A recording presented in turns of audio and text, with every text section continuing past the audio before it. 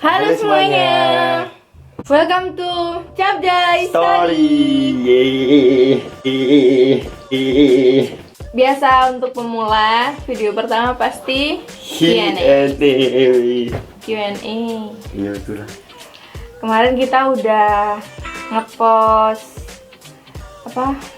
Q&A di Instagram. Follow Instagram kita Capjay. Dan Instagram kita emang jadi satu.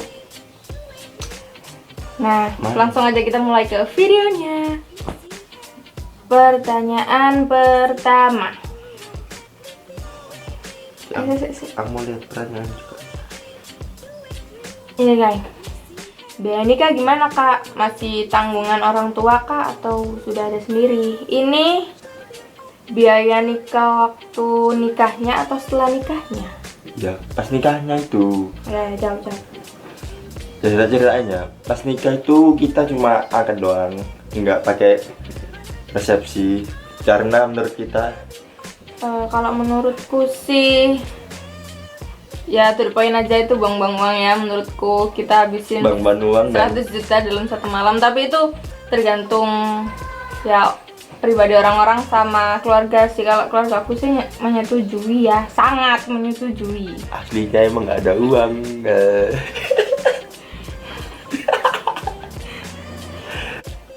Waktu akad itu uangnya dari kita sendiri, orang tua juga bantu tapi cuma dikit-dikit aja, cuma perintilan-perintilan. Tapi untuk yang utamanya tuh kita, uang kita sendiri guys.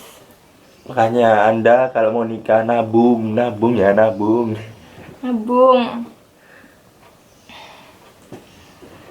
Lanjut. Pertanyaan ketiga. Aku ya. Apa di antara salah satu ada yang punya sifat kekanak-kanakan? Kalau ada, siapa yang ngalah? Jangan Itu ditanya. dari Anggi Putri. Jangan ditanya, pastilah. Sabar. Tadi aja sebelum bikin video ini aku marah, tapi soalnya dia marah duluan. Siapa ini? Aku kan Kanak-kanakannya duluan. kepacut. Kalah. Sumpah. Ya laki-laki emang selalu kalah sih. Sumpah. Sabar. Jadi pasangan laki-laki itu harus sabar. Yuk pas. Dadah langsung. Gara-gara video ini kok. Hah? Gue senang-senang ngawon aku. Goda. Pertanyaan keempat dari Da.Praha. Gimana sih cara kalian mengatasi masalah-masalah dalam hubungan? Kalau aku nggak tahu. Kamu? Sabar. Ya aku juga harus sabar. Jadi tinggal mobil aja. Mana ada. Yang penting gini loh, kalau ada masalah itu yang penting kan dari awal udah ada komitmen. Jadi kalau ada masalah menurut aku itu hubungan itu pasti semua ada masalah. Jadi bagaimana kita menghadapinya, pokoknya jangan lari dari masalah itu. Dan Apa? Dia udah tinggal tidur kalau ada masalah. mana ada. Udah langsung pertanyaan ke 5 kan? 5 4 sayang. tadi udah 4. Mana ada. Udah itu barusan 4. Iya. 5. Kak, hal apa yang bikin kalian mutusin untuk menikah? Kan nikah perlu pikiran panjang, finansial, dan lain-lain. Terus makan apa setelah nikah?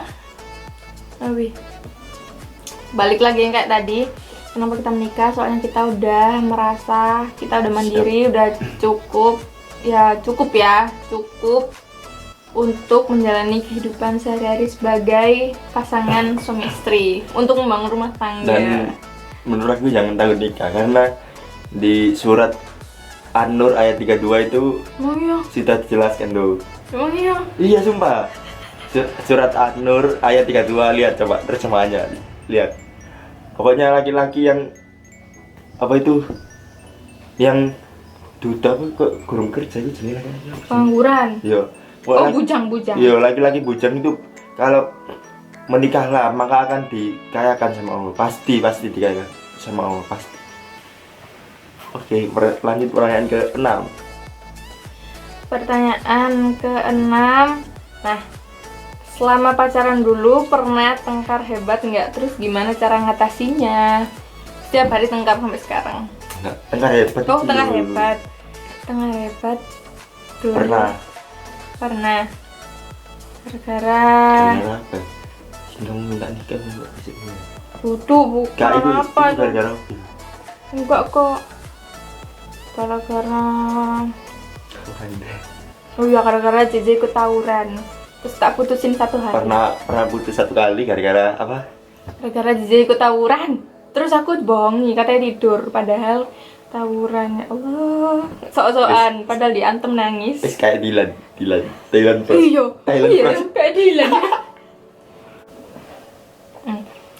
Pertanyaan ke 6 7 7 7 ya. 7 7 7 6 atau 6 atau 7? 7 ya? 6 sama nih 6 Kalau nggak 6 7 nggak 5 dah 6 iya 7. Waktu memutuskan untuk nikah muda, orang tua kalian langsung menyetujui nggak? langsung di proof di accept. Enggak, jadi sekalian cerita ya. Kan banyak yang bertanya-tanya, kenapa sih kita nikahnya kesannya cepet-cepet dadakan banget, sampai banyak orang kanan kiri bilang itu sih hamil duluan, gini tetangga banyak yang gosipin tuh hamil duluan.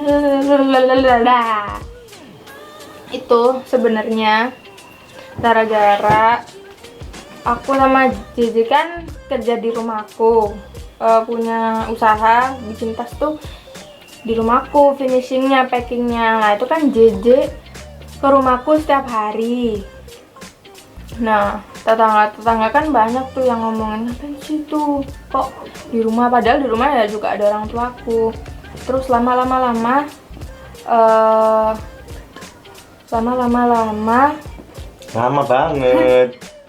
Terus apa sih? Masih lama. Ketepaan Umi sama abiku itu mau umroh kan lama ya, lama banget sih, 2 minggu gitu kan.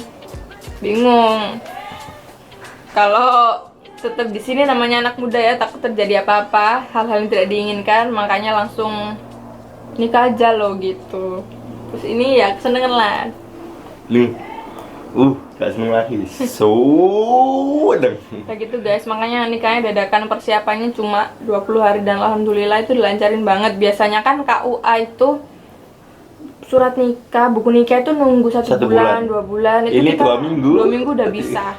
Terus Masjid Agungnya itu juga ketepaan ada kosong, sampai dimarahi waktu booking tuh. Kenapa sih kok dadakan gitu? Biasanya soalnya bookingnya tuh lama. Jadi buat Anda yang memikirkan buat kita nikah buat ambil duluan, Anda salah hitung.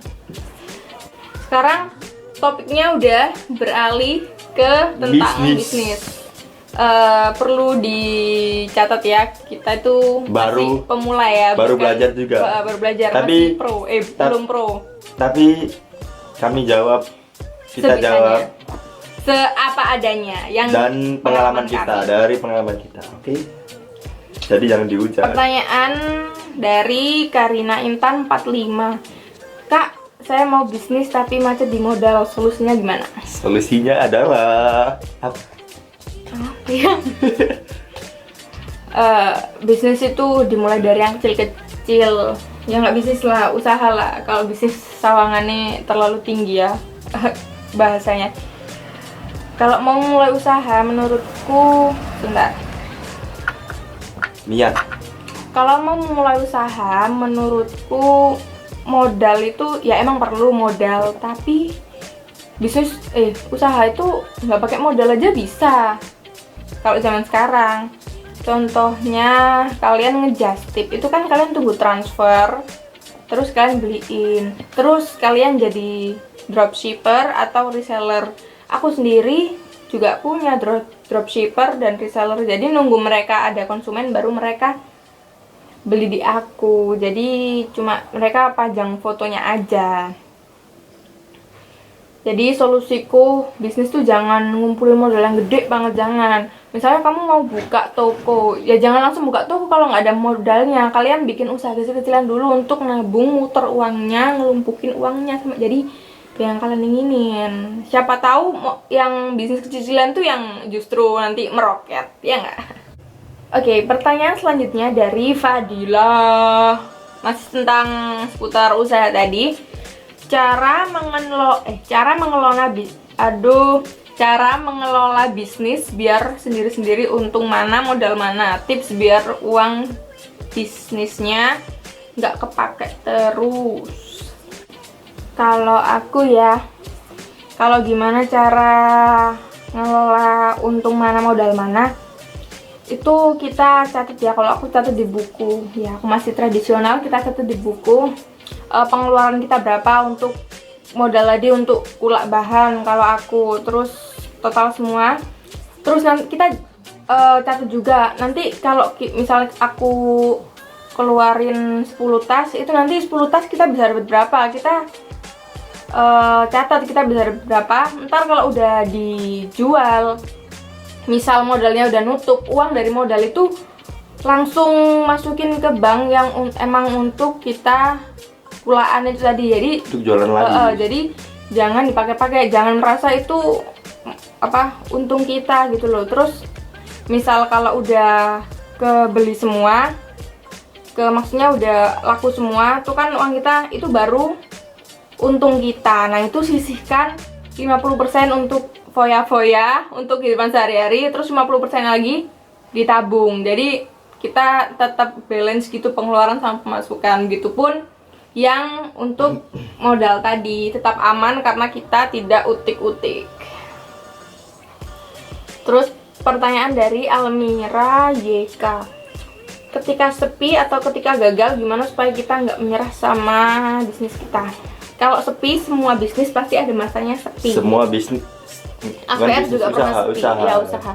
Semua usaha all shop kecil-kecil. Terus kalau kita franchise di makan-makanan gitu, pasti ada saatnya kita sepi. Gimana cara membangunnya? Ini kan kita masih pemula ya, berdasarkan pengalaman kita. Kalau AVR lagi sepi, itu kita biasanya push pakai diskon, pakai kadang bikin tas lagi, berinovasi lagi. Mungkin orang-orang udah bosen sama model tasnya. Terus kita juga promo kesana kesini. Promosinya berupa paid promote, kalau nggak endorse. Itu ngaruh banget. Kalian misalnya kalian mau endorse siapa ya? Alkarin. Aduh, endorse Alkarin mahal banget. Percaya aku deh, pasti balik modal, mau mahal apapun. Tapi kan harus tahu pasarnya ya. Nggak mungkin dong kalian nge-endorse Alkarin peralatan untuk bayi.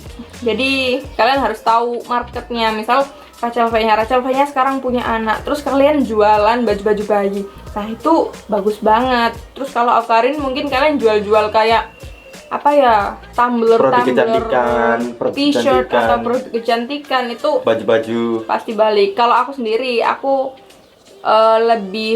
kalau aku pasarnya aku lebih yang lucu-lucu. Kan produkku kan yang cute-cute gitu kan, dan yang beda. aku terus ada karakter-karakter kan, aku milih selebgram itu yang emang dia suka nampilin kalau dia tuh suka sama Disney gitu loh. Jadi contohnya yang baru Doripu, terus Stratisi. yaitu kemarin, terus banyak kok, terus yang lucu-lucu. Terus selebgram baru Arin Hai yang baru booming itu kan, lagi viral banget, itu bagus banget. Itu waktunya untuk kalian endorse. Jadi jangan endorse tuh pasti nampol, tapi kalian jangan asal sembarangan. Jadi endorse lah pada tempatnya. Next dari Dela TMHRR. Hal apa yang mendorong kalian untuk berbisnis di usia muda? Ceritain aja awal kamu ingin jualan, awal kamu jualan tas.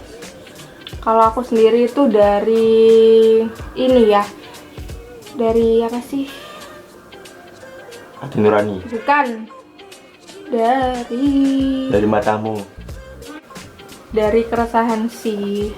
Jadi ceritanya banyak yang tanya kenapa kok aku milih usahanya usaha tas. Padahal dulu kan aku pernah ke hijab. kerudung juga, terus aku suka custom jaket. Kenapa aku nggak diterusin?